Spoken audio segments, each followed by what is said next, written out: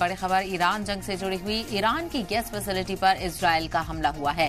Israeli जंगी जहाजों ने हमला किया है। हमले को लेकर ईरान ने वार्निंग जारी कर दी है। गैस फैसिलिटी को निशाना बनाए जाने पर धमकी दी है। दुश्मनों के तेल और गैस ठिकाने राख कर देगा, ईरान ने कहा। अमेरिका और इजरायल को कीमत चुकानी पड़ेगी। IRGC का बड़ा दावा। ईरान के सदर पेजेश्कियान ने बड़ा बयान दिया है। गैस फैसिलिटी के संगीन नतायज हो सकते हैं। गैस फैसिलिटी पर हमले से और हालात बिगड़ेंगे। दुश्मन के महफूज ठिकाने भी निशाने पर होंगे। आयतुल्लाह और साउथ पार्स बताते चले,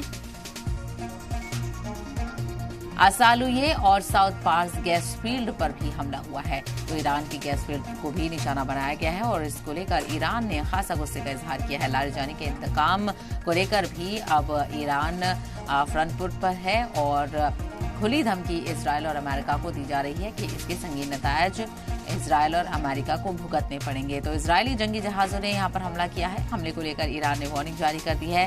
गैस फैसिलिटी को निशाना बनाए जाने पर दुश्मनों के तेल गैस ठिकाने भी राख कर देगा ईरान। अमेरिका और इजरायल को कीमत चुकानी पड़ेगी। ईरान के सदर पेजेश्कियान ने यह बड़ा बयान दिया।